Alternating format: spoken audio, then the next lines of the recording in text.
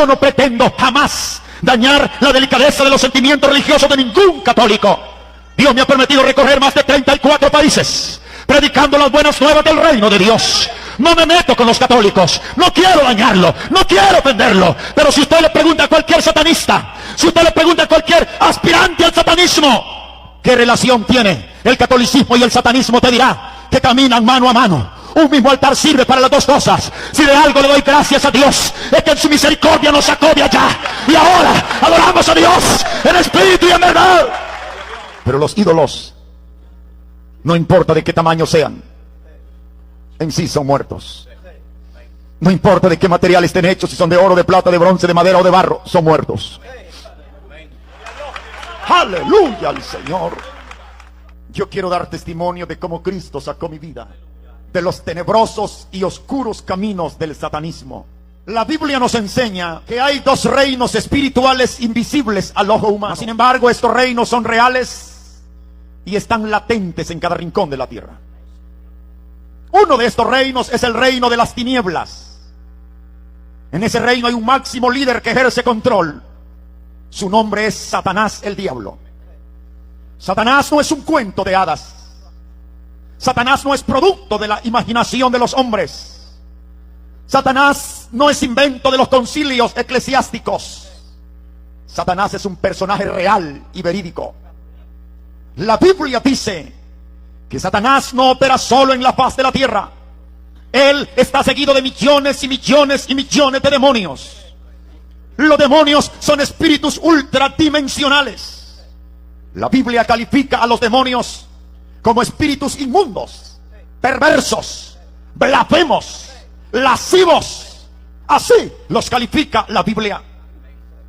El propósito de Satanás y los demonios, óigame bien, es alejarte lo más que sea posible de la redención que ofrece Jesucristo. Ese es el propósito supremo de Satanás. Satanás tiene como ideal supremo llevar tu alma al tormento eterno del infierno por la eternidad. Pero la Biblia dice que también hay un segundo reino, de igual manera invisible porque no lo vemos. Este es el reino de nuestro Señor Jesucristo. Aleluya. Este es un reino de paz. Este es un reino de amor. Este es un reino de gozo. Dale ese aplauso a Jesús. Este es un reino de paz. Este es un reino de perdón. Este es un reino de restauración. Este es un reino de vida eterna en Cristo. Mi vida antes de conocer a Jesús estuvo atada en el imperio de Satanás. Nací en Ciudad Barrios, en el departamento de San Miguel, en El Salvador. Dios me dio el privilegio de nacer en una hermosa familia. Mas sin embargo, hay algo que no puedo negar. Y de esto, mis padres o mis hermanos pudiesen dar mejor testimonio que mis palabras. Y es que mi vida, desde niño, fui constantemente perseguido, perturbado, acechado por espíritus de demonios. De una manera inexplicable, los demonios perturbaban mi vida. Mi padre hizo tantas cosas para que mi vida fuese liberada. Todavía recuerdo cuando algunas veces regaban hasta los últimos rincones de la casa con agua bendita. Se subían al techo y tiraban agua bendita por todos lados.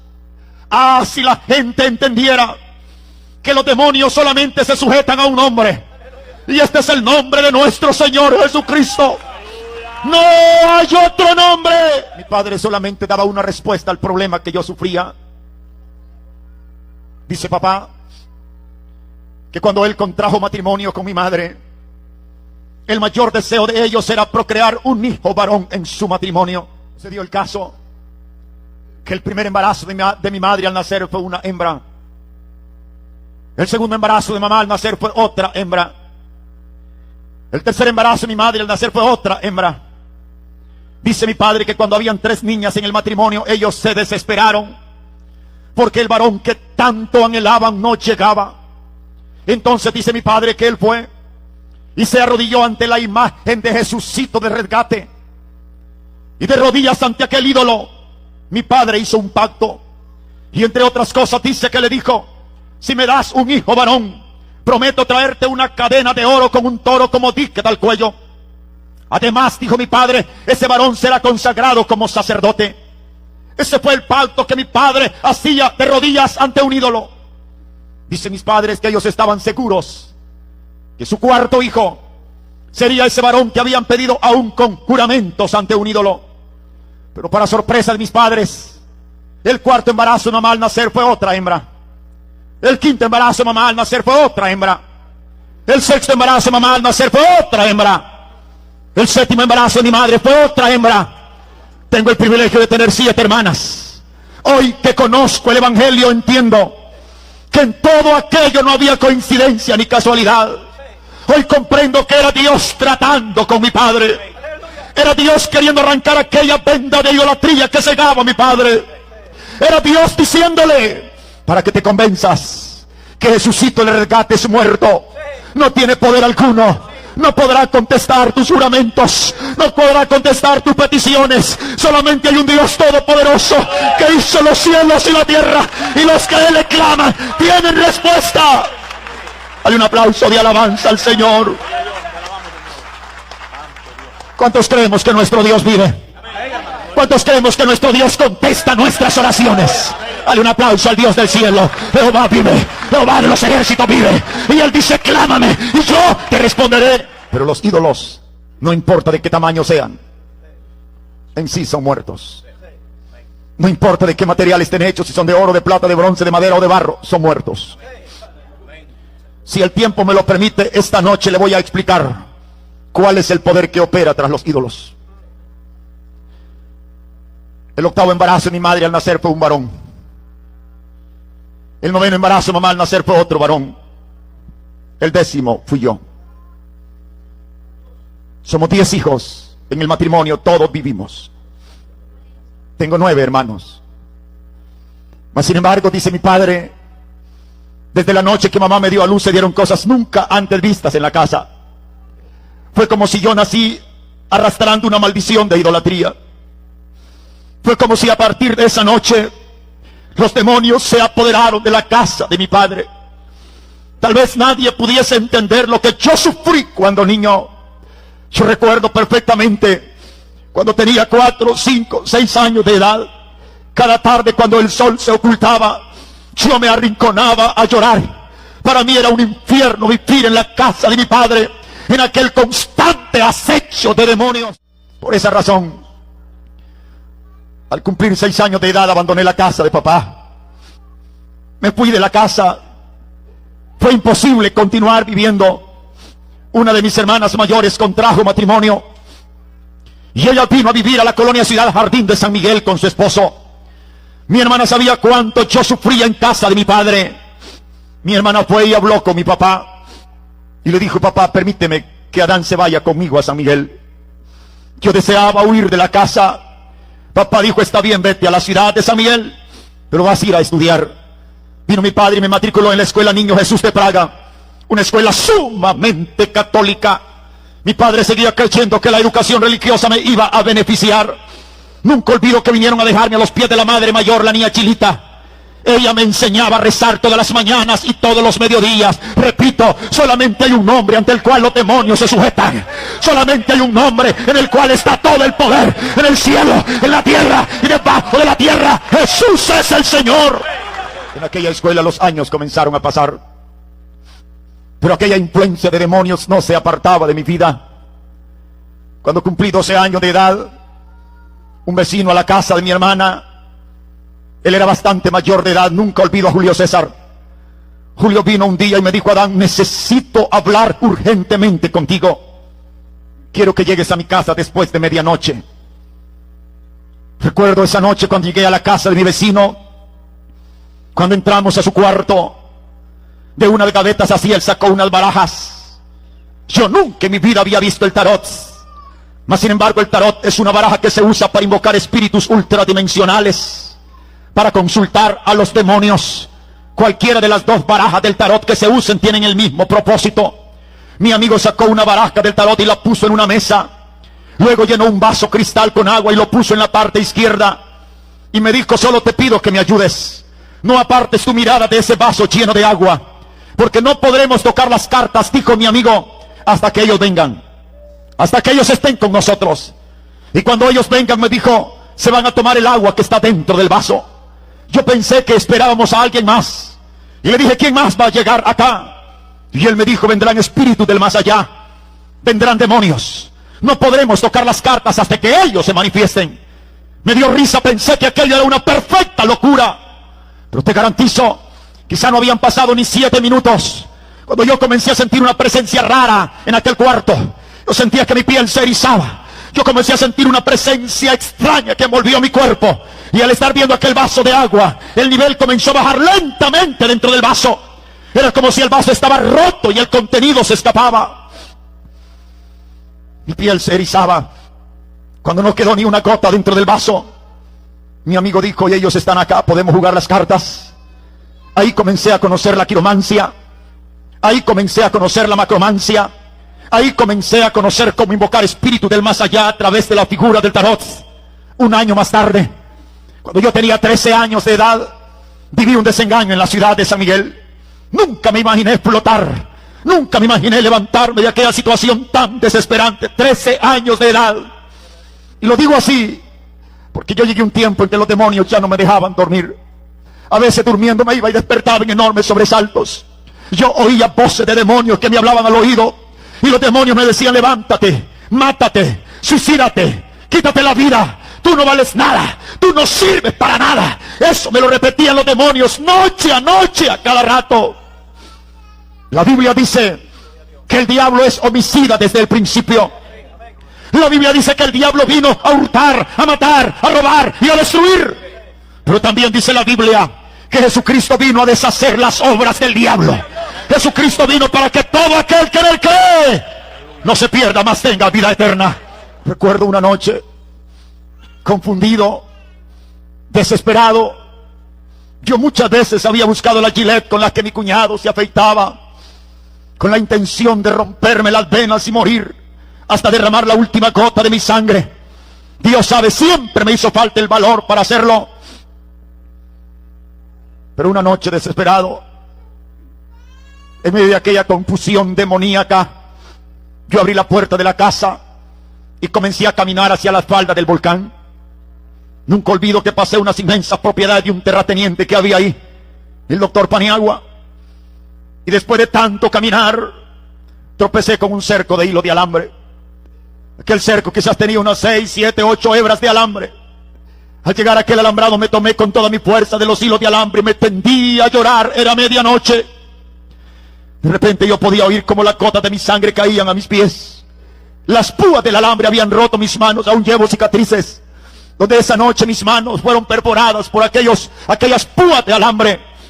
Y mientras mi sangre goteaba, yo comencé a oír pasos a mi espalda. Yo escuché que alguien venía atrás de mí. De inmediato pensé que era mi vecino, que estaba pendiente y me estaba siguiendo. Pero cuando sentí una mano aquí en mi hombro, yo volví a ver. Nunca olvido que entre la poca claridad de la noche vi a un hombre común y corriente. Nunca antes lo había visto. Aquel hombre me dijo, ya no llores, busca venganza. Y luego metió un pedacito de papel de regular tamaño al bolsillo de mi camisa. Y me dijo, en ese papel llevas una dirección escrita. Búscala y dile a quien te reciba que yo te envío en forma especial. Aquel hombre siguió caminando en dirección al cráter del volcán. Lo extraño que yo observé es que él no hizo ningún movimiento por pasar al otro lado de aquel cerco. Él pasó caminando en medio de los hilos de alambre como si era un fantasma. Eso sí me sorprendió. Mas sin embargo yo quedé llorando un rato más. Esa madrugada volví a casa. El siguiente día busqué aquella dirección escrita en el papelito. Nunca olvido cuando la encontré. Era una lujosa casa que estaba sobre la 7ª calle poniente de la ciudad de San Miguel. Daba la idea como si el dueño de la casa era un millonario. Nunca olvido que esa casa tenía unos lujosos barandales blancos, unos engramados verdes muy hermosos, y dentro de aquella propiedad se veían varios vehículos, pero todos estaban sucios, descuidados, cubiertos de polvo. Daba la idea como si nadie vivía en la casa, como si aquella casa estaba abandonada. Mas yo estaba seguro que esa era la dirección y comencé a llamar y a llamar con insistencia a aquella puerta. Nunca olvido cuando la puerta se abre lentamente y salió un hombre. Aquel hombre traía una sonrisa contagiosa como si me conocía de antes. Se acercó y me dice: joven, ¿qué deseas? ¿En qué puedo servirte? ¿Por qué insistes tanto en llamar a la puerta? Yo le conté a este hombre lo que me pasó la noche anterior y le di el pedacito de papel. Cuando él lo tuvo en sus manos me dijo: no tengas ningún temor, yo soy la persona que te ayudará. Confía en mí, yo te ayudaré. Solamente te pido que vengas a quedarte 7 noches a esta casa, me dijo aquel hombre, y después hablaremos. Quizá no eran las 9 de la noche cuando yo entré por primera vez a aquella casa. Nunca olvido que cuando llegué, la puerta principal estaba entreabierta. Cuando entré habían suspendido la energía, no había luz dentro de la casa. Todo se veía oscuro, pero al fondo de aquella casa se apreciaba la opaca luz de unas velas encendidas.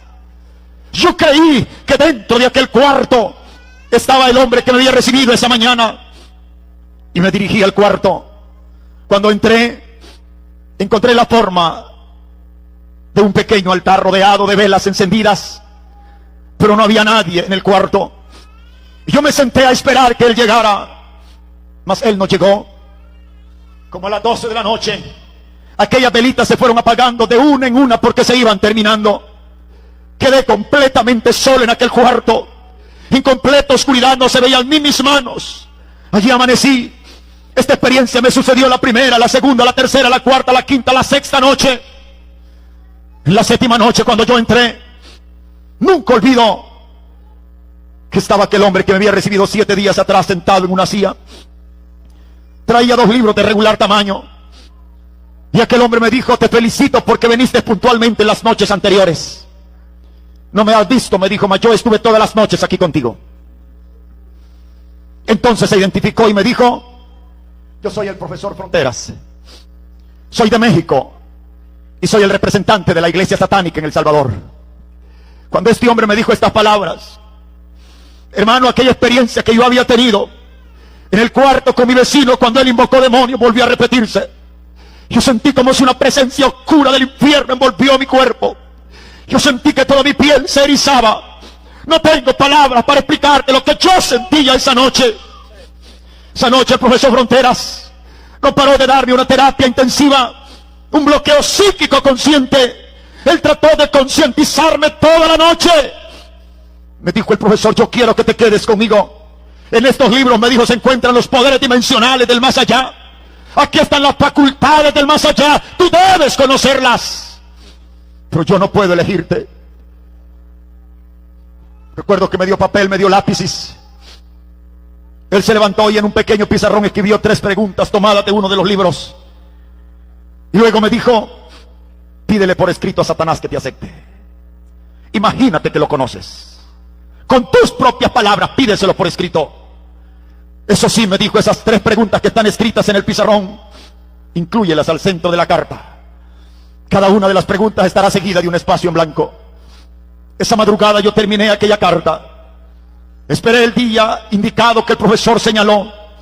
Fue la noche de un viernes, cuando yo fui a una montaña, a un lugar deshabitado, y bajo una roca deposité aquel sobre. El profesor solamente me dijo: señala el lugar para que no te equivoques cuando vayas por la respuesta. Ese viernes a las 12 de la noche que fui a dejar aquel sobre, te garantizo, todo fue normal. Yo fui, deposité el sobre bajo una roca, señalé el lugar, regresé, no sentí absolutamente nada. El profesor Fronteras me dijo: vamos a esperar hasta que los espíritus indiquen cuándo vas a ir por la respuesta. Y digo esto porque no todos los aspirantes al satanismo esperan el mismo lapso de tiempo. Según los libros oscuros, algunos esperan 3 noches, otros esperan 5, algunos esperan 7, otros esperan 9, algunos esperan 11 y otros esperan un máximo de 13 noches para ir por su respuesta. A mí me tocó esperar 7 noches. Nunca olvido que en ese espacio de 7 días y 7 noches, el profesor Fronteras me instruyó intensivamente. Entre otras cosas, me enseñó un pequeño ritual de memoria. Yo debía saberlo sin equivocarme en una tan sola palabra. Aquel ritual debía de rezarlo 7 veces, arrodillado así solo en mi rodilla izquierda la noche que fuera por la respuesta. Además, me dijo el profesor, cuando vayas por la respuesta vas a llevar una velita de 7 pulgadas. una cajuelita de cerillos para encender la vela que estará en tu mano izquierda, y además un algodoncito blanco empapadito con aceite del altar mayor de cualquier iglesia católica romana. Yo no pretendo jamás dañar la delicadeza de los sentimientos religiosos de ningún católico. Dios me ha permitido recorrer más de 34 países predicando las buenas nuevas del reino de Dios. No me meto con los católicos, no quiero dañarlo, no quiero ofenderlo. Pero si usted le pregunta a cualquier satanista, si usted le pregunta a cualquier aspirante al satanismo, ¿qué relación tiene el catolicismo y el satanismo? Te dirá que caminan mano a mano. Un mismo altar sirve para las dos cosas. Si de algo le doy gracias a Dios, es que en su misericordia nos sacó de allá, y ahora adoramos a Dios en espíritu y en verdad. Esa noche que yo fui por aquella respuesta, yo recuerdo cuando llegué, inició el ritual, me arrodillé tal como el profesor me lo había indicado, pero nunca olvido, quizás yo estaba a mitad del ritual cuando todo cambió. Yo sentí un viento frío que apagó la vela que estaba encendida en mi mano izquierda. Y ahí, hermano, no tengo palabras para explicarte lo que sucedió. Yo sentí como si estaba arrodillado en gelatina. Ya me parecía que la tierra se abría y yo me iba al abismo. Estoy hablándote de las 12 de la noche un viernes en una montaña, solo de rodillas ante un ritual satánico. Dios es mi testigo, yo apreté mis ojos a más no poder. Yo cerré mis ojos a más no poder. En ese momento yo sentí pasos a mi alrededor. Yo sentía como si el mismo diablo, los demonios caminaban alrededor de mi persona. Yo estaba seguro que si extendía mi mano, así tocaba a alguien. Aquella experiencia fue horrible, tenebrosa. Quizá duró unos 15 o 20 minutos. Cuando todo pasó, yo temblaba así, mira, de pies a cabeza. Recuerdo que tomé aquel sobre, me vine corriendo hasta el profesor Fronteras que me estaba esperando, y puse el sobre en sus manos. Cuando el profesor leyó la carta, abrió sus brazos y me dijo: bienvenido, los espíritus te aceptaron. Luego el profesor Fronteras me dio así la mitad de un vaso a tomar. ¿Qué había dentro del vaso? Yo no lo sabía ni le pregunté. A esas alturas yo estaba ya sufriendo una fiebre terrible. Yo solo me tomé el contenido del vaso. Hasta después me di cuenta, en el satanismo, cuando uno finaliza la etapa de iniciación, y digo esto porque el satanismo tiene 7 niveles. Cada nivel tiene 160 horas de enseñanza, dejando un espacio de 20 horas en cada nivel para reafirmar algo que no se haya asimilado bien durante el proceso normal. Pero cuando uno finaliza la etapa de iniciación, que es el nivel primario, quien lo instruye a uno, esa noche que uno es aceptado por los espíritus, rompen una Biblia así y arrancan páginas de una Biblia y las queman al fuego. Y la ceniza de las páginas de la Biblia las recogen con cuidado sobre la mitad de un vaso de agua y la disuelven y se la dan a tomar a uno como una franca blasfemia a la palabra de Dios. No es extraño, en los círculos satánicos a cada rato se queman Biblias, se rompen Biblias, se escupe sobre las Biblias, se paran sobre las Biblias y muchas blasfemias más.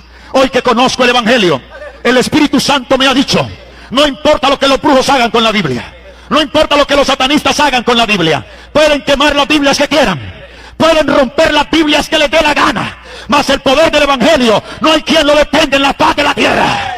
Este Evangelio es indetenible. Nadie podrá detener el avance de la iglesia evangélica. Ni brujos, ni hechiceros, ni espiritistas, ni parapsicólogos, ni psíquicos, ni mentalistas, ni satanistas, ni los demonios, ni el diablo. Nadie puede detener la iglesia de Jesús. ¿Sabes por qué? ¿Sabes cuál es la victoria de la iglesia evangélica? Delante de nosotros va un Cristo resucitado. Delante de nosotros va un Cristo que derrotó al diablo, que derrotó la muerte. Esa noche inició mi escuela formal en el satanismo. 3 horas no me alcanzarían para relatarle mi pasado. Seré breve, porque si algo me interesa dar testimonio, es como Cristo alcanzó mi vida. Ahí comencé a ser instruido de manera formal por el profesor Fronteras. El satanismo es un proceso sistemático de aprendizaje, basado prácticamente en una dialéctica lógica, que conlleva la voluntad de los hombres a una adoración franca y abierta a Satanás. Pasados algunos meses, El profesor Fronteras me dijo: no podemos pasar a niveles mayores a menos que tú ritualices con sangre. Y comenzó a prepararme integralmente, cuerpo, alma y espíritu, hasta que llegó la noche de un viernes, nunca olvido, en la cual, después de amplia orientación, se me pidió poner mi calcañar izquierdo así, junto al altar mayor de una iglesia tradicional, a las 12 de la noche, y dar 7 pasos normales, y al paso 7º, romper las venas de este brazo izquierdo, y hacer un círculo con mi propia sangre, así. Y yo debí quedar rodeado de mi misma sangre. Tú puedes ver la cicatriz que llevo acá, la noche que estas venas fueron cortadas. Y luego se me dio una página de papel, donde habían muchas blasfemias, muchas conjuraciones. Yo debía de leerlas de una en voz alta, y estar dispuesto a cumplirlas al pie de la letra tal como estaban escritas. Esa noche fue horrible, esa noche fue macabra. Yo recuerdo que cuando salía de ahí, yo me tocaba a mí mismo para saber si aún estaba con vida.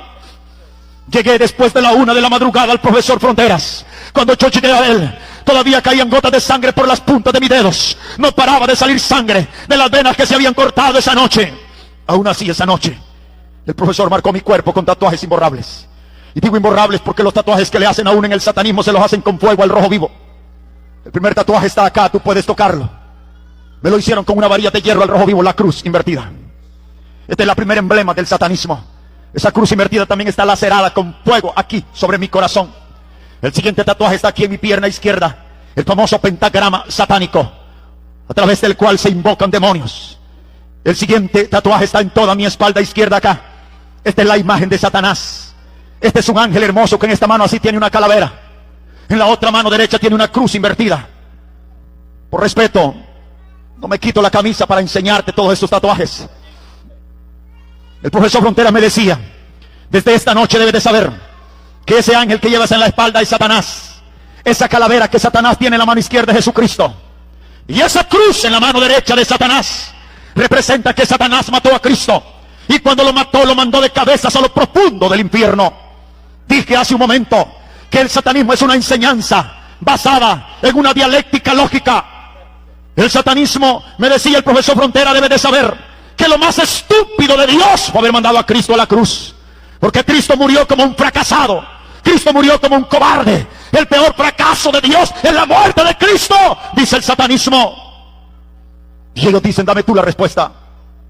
Si dos vienen a pelear a un ring, ¿quién es más poderoso, el que cae o el que queda de pie? ¿Quién tiene más poder? ¿El que muere o el que queda con vida? La lógica dice: es más débil el que cae, es más fuerte el que queda de pie. La lógica dice: es más débil el que muere, es más fuerte el que queda con vida.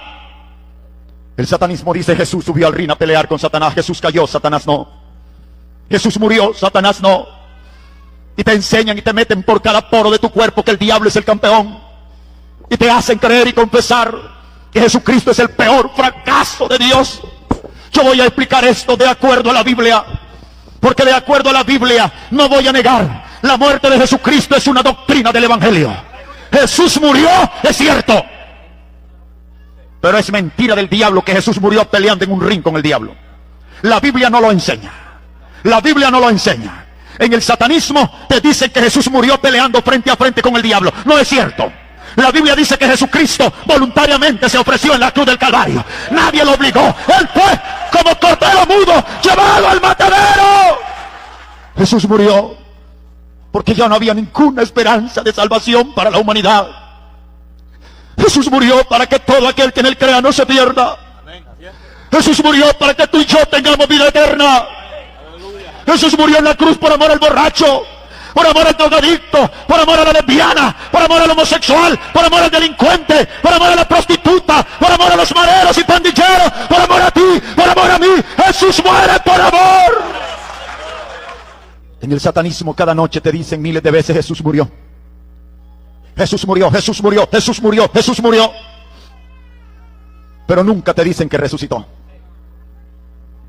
Y la Biblia no solamente habla de la muerte de Jesús. La Biblia afirma que al tercer día se levantó de los muertos. ¿Cuántos creen conmigo que Jesucristo vive? Ponte de pie y dale un aplauso. Si crees que vive, dale un aplauso al Cordero de Dios. Dale un aplauso lo más fuerte que puedas. Confiésalo conmigo: Jesucristo está vivo. ¡Confiésalo! ¡Jesucristo está vivo! Esa misma noche vi aquel pacto de sangre que marcaron mi cuerpo con todos estos tatuajes. Yo me comprometí a una serie de cosas. Entre otras cosas, me comprometí, como lo hace todo satanista que hace este ritual, a ayunar por la causa satánica 2 veces por semana. Los satanistas ayunan todos los miércoles y todos los viernes desde las 6 de la mañana a las 12 de la noche, sin fallar un día. Yo le ayuné al diablo más de 5 años. Nunca olvido eso, porque a veces esos ayunos terminan con rituales de sangre. No siempre, porque a veces esos rituales de sangre se hacen cada 13 meses o cada 13 viernes. Eso está sujeto a los espíritus, los cuales a través de un medium señalan y determinan cuál va a ser el ayuno, cuál va a ser el viernes que va a terminar con sangre. Pero cuando ese día es señalado por demonios, nunca lo podré olvidar. Yo estuve en diferentes ocasiones en esos ayunos de sangre que terminan con sangre. Cuando se va a terminar un ayuno que los demonios piden que se termine con sangre, hacen el famoso pentagrama satánico en el piso y luego lo rodean de velas y se establece el altar satánico. Y cuando se va a entregar a las 12 de la noche el ayuno, traen una marqueta de hielo lo más grande posible al piso, un pedazo de hielo grande, y lo ponen ahí en el piso. En los círculos satánicos se usan unas pequeñitas monedas de bronce que a un lado tienen la imagen de un perro crucificado y al otro lado tienen la imagen de un cerdo. Con esas moneditas se rifa a uno de los presentes, y una vez se tiene a un voluntario rifado, viene y extiende su brazo izquierdo sobre el altar y extiende su brazo izquierdo sobre la marqueta de hielo, mientras viene otro encomendado a romperle las venas y comienza a chorrear sangre sobre la marqueta de hielo. Y cuando el pedazo de hielo que está en el piso comienza a bañarse con sangre, hay otro satanista que hace la conjuración, lo que allá se denomina el famoso broche de oro o la entrega del ayuno satánico. Un broche que más o menos dice así: oh Satanás, te pedimos que así como el hielo en el cual está cayendo la sangre esta noche es frío, que así se vuelvan los protestantes, que así se vuelvan los evangélicos, fríos como el hielo. Que le pase la boca a dar un amén, un gloria a Dios o un aleluya. Que se hace una iglesia muerta, que no quieras aplaudir. A mí me importa poco si piensas que soy un loco, un fanático, pero el Cristo que salvó mi vida vive. Y si Cristo vive, yo vivo. Yo vivo porque Cristo vive.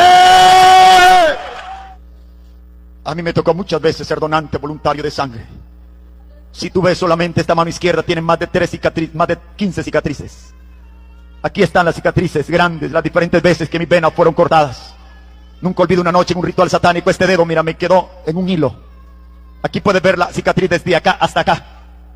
Solamente en esta mano hay más de 15 cicatrices. Las diferentes veces que fui donante voluntario de mi sangre, rituales satánicos. Nunca soñé ser evangélico, te lo garantizo. Jamás cruzó por mi mente ser protestante, ni mucho menos predicador del evangelio. Cuando yo veía a los evangélicos se me revolvía el estómago, me daban náusea, me daban deseos de vomitar. Yo estoy aquí por la pura misericordia de Dios. Yo estoy aquí porque Él vino a buscar y a salvar lo que se había perdido. Muchas veces a esos rituales de sangre llevan fotografías de pastores para conjurarlas. Yo siempre digo: ora por tu pastor, ora por los siervos de Dios. Allá afuera el diablo está desarrollando un trabajo demoledor y da vergüenza como la iglesia duerme. Y da vergüenza la iglesia del siglo XXI. Convoca a la iglesia a un ayuno como que vacaciones se les ha dado. Estamos tan acomodados, tan tranquilos. Yo quisiera, hermano amado, ver el día que suene la final trompeta, a ver cuántos de los que decimos ser evangélicos no vamos. Yo seguí siendo instruido por el profesor Fronteras. Yo llegué a conocer 18 libros satánicos de pasta a pasta. Yo leí el libro infernal, Manual de ocultismo, Llaves del misterio, El poder está en tus manos, Ventanas a la oscuridad, Jerarquía de demonios, Invocación de demonios, La cabra negra, La cabra roja, Los misterios del infierno, Los secretos de Salomón, Los secretos del infierno, La clavícula de Salomón. Son libros satánicos que se usan. Si yo estoy aquí, repito, es por la pura misericordia del Señor. Yo hice un ritual de 7 noches en medio de 4 tumbas del cementerio en la ciudad de San Miguel. Nunca olvido que antes de iniciar ese ritual de 7 noches en medio de 4 tumbas, el profesor Frontera me decía, tal como está en los libros: asegúrate, investiga, que bajo ninguna de las 4 cruces escogidas para este ritual esté sepultado el cadáver de un protestante. Investígalo, investígalo, asegúrate. Y uno anda como loco preguntando: perdone, ¿qué religión tenía la persona que murió y fue sepultada ahí? Hasta encontrar 4 tumbas bajo las cuales estén sepultados cadáveres de personas que no hayan sido evangélicos. Y eso todavía está sujeto a una sesión con un medium. Eso todavía es llevado a un espiritista, el cual invoca espíritus ultradimensionales para que ellos reconfirmen si el lugar que uno ha escogido es apto o no para aquel ritual. Yo le pregunté al profesor qué pasa si no se toma en cuenta eso, y él me dijo: no te lo puedo explicar. Hoy entiende el poder que hay en los evangélicos. Tú y yo no somos cualquier cosa, hermano amado. Tú y yo somos el cuerpo de nuestro Señor Jesucristo. Nuestros nombres están escritos en gloria. ¡Aleluya! Dale ese aplauso de alabanza al Señor. Gloria a Dios. El profesor Frontera me decía: averigua, porque tú me